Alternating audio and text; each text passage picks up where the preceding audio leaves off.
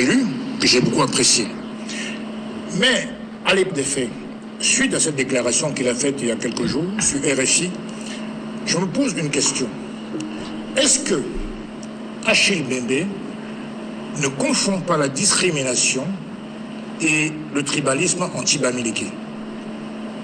Parce que le tribalisme, c'est une idéologie, comme le racisme d'ailleurs. C'est une pensée qui entraîne des comportements de suprémacistes. On croit qu'on est au-dessus des autres tribus. La discrimination porte sur un acte. Elle peut être dirigée contre quelqu'un que vous croyez votre rival ou dangereux pour vous, en termes de prise de positionnement. Maintenant, quand il parle de bamiphobie, c'est-à-dire le tribalisme anti-bami, dans le contexte de la disqualification du professeur Kamto, je crois malheureusement qu'il a tout fait. Premièrement, M. Kamto ne représente pas les Bamileke. Pour commencer, je rappelle qu'à l'Ouest, dans tout l'Ouest, le RDPC est ultra majoritaire. Toutes les chefferies de l'Ouest sont inféodées au RDPC, de près ou de loin. Tous les grands hommes d'affaires Bamileke sont tous dans le RDPC et ils financent. Quand on a été battu à Baham, son village natal, il a été bâti dans l'Ouest, et miraculeusement dans le littoral, qui réussit une percée en 2018. Donc, faire le lien entre la disqualification d'un candidat, sous prétexte qu'on l'a éliminé, on l'aurait éliminé parce qu'il est bamileke, je trouve ça assez superficiel. Si M. Kamto avait concouru en 2020, en serait-il à chercher des partis Yango ou les partis Motobaché pour être investis? Je ne le pense pas. Parce que tant qu'on n'a pas compris la genèse de cette affaire, c'est-à-dire que en 2020, on avait le vent en poupe. Tout à l'heure, Pascal l'a rappelé, j'étais tête de liste des municipales à Douala 5e, élu aux primaires. Je rappelle qu'ils ne le savaient pas, que lors des primaires du MRC en 2019, j'ai battu M. Daniel Douessi et M. Zongan au directoire. On ne l'a pas rappelé.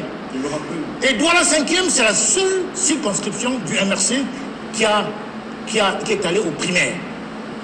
Et j'ai ma légitimité. Cette année-là, nous étions, je ne dirais pas dire ultra puissants, mais nous avions au moins la certitude de prendre tout le Vouri, ou quasiment tout le Vouri. Le dimanche, quand je quitte Yaoundé, on était le 20 novembre 2019.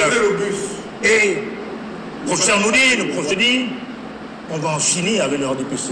On va terrasser le RDPC. Je quitte Yaoundé avec le dernier bus à 22h. Me voici arrivé à Douala à 3h. À 6h, et je cite Oko Apollinaire, qui est toujours membre du directoire. Lui, il m'appelle à 6h du matin. Vous me dire, Célestin, le président va parler à 13h.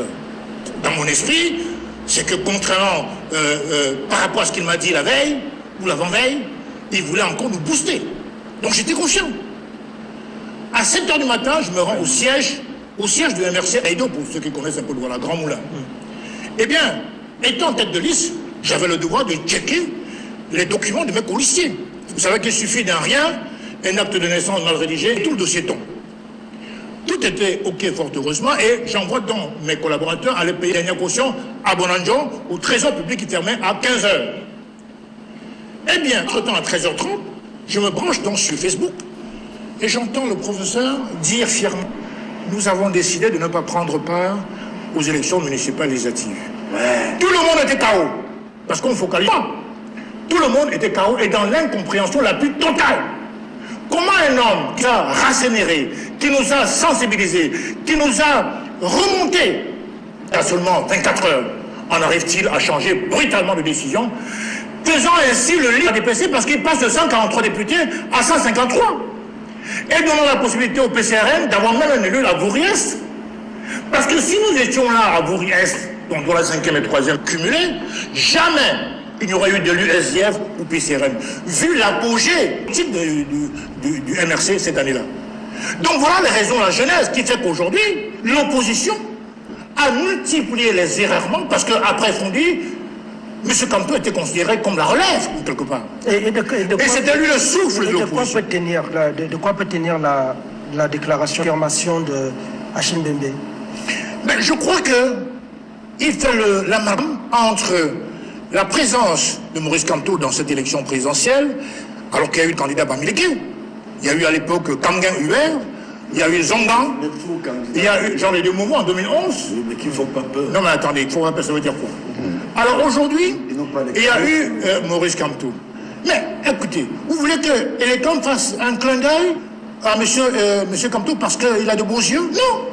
Quand il va rencontrer un parti à crabe, dans le sens figuratif, figuré que dans le sens propre, le Manidem, c'est un parti dont on sait qu'il y avait des problèmes. Je rappelle quand même que M. Yebda Dieudonné a été élu dans un congrès de 2015 et qu'à la suite de cela, il a exclu Anissé Kane. Il y a eu, je dirais, un putsch interne, et a fait qu'un autre congrès a été relancé et M. Kane a été adoubé. Mais à l'origine, M. Yebda exclut Anissé Kane. Il l'a dit au Conseil constitutionnel. Et donc, sachant cela, un professeur de droit devrait au moins le savoir, que c'est un parti à problème. Donc, quand on lit l'article 117 et 127 du Code électoral, quand il y a 2 lettres d'investiture, un parti, ça ne fonctionne pas. Non, on cherche celui qui a la légalité. Non, ben, l'égalité. Mais justement, la plaidoirie, la plaidoirie au Conseil constitutionnel, M. Yebda dit ceci. Qui était, lorsqu'on convoque le corps électoral? Non, s'il vous plaît, laissez-nous aller jusqu'au bout. Il y a eu un plaideur. C'est pas ce qui nous intéresse. Oui, qu'est-ce qui nous intéresse? Les propos d'Achille Mbembe. Justement, je suis en train de dire qu'il fait une confusion terrible entre la bamiphobie, parce que je regrette, quand on parle de bamiphobie, on veut parler de quoi? Tribalisme d'État? Ou politique? Quand on regarde le pouvoir au Cameroun, président du Sénat, successeur constitutionnel du président de la République, Meniat, un homme d'Undé, ministre des Travaux publics, un homme du Bamboutos, ministre de l'Habitat et de l'Urbanisme, Madame Ketia Cortés, d'Undé, SG du RDPC, Jean Côté, ancien SGPR, on l'oublie souvent, ancien vice-premier ministre. Tout à fait. Quand on regarde même sur le plan infrastructurel, les routes de l'Ouest sont beaucoup mieux bitumées. D'accord. Dans où est l'axe Ngaoundéré, Maroua Kousseri, mais c'est la mer. Même le Sud, qui est la région du président, veut aussi se réjouir, s'enorgueillir, comment dirais-je, des infrastructures faites par le président. Mais l'Ouest, il n'y a pas de bamiphobie contre les ressortissants de l'Ouest. Oui, tout à fait. Bien sûr, il y a des individualités. Je termine là-dessus. Il y a des individus. On a entendu Wikileaks avec Amadou Ali, qui a fait cette sortie scandaleuse, que jamais Bamileke ne suffira pour le bien. On a écouté M. Ouna Joseph dans le magazine de 1990-91, où il disait « Et tout dit, Bamileke, jamais ». On a vu Jean-François Ekini défiler à Douala pour dire non au Bamileke, non au multipartisme anticipé. On a vu ça. Donc il y a des individualités qui sont venues faire porter le chapeau au président de la République, qui n'a jamais eu qu'au niveau que ce soit des relents tribalistes. D'accord. Au contraire. Ouais, pour ça, la réalité. Donc, mais il faut que M. Achille Mbembe, pour qui nous avons beaucoup de respect, il fait l'honneur du Cameroun à l'extérieur, arrête de faire des confusions et dire que, puisque M. Kamto a été écarté, dont les Bamileke sont victimes de bamiphobie. Ouais, est-ce que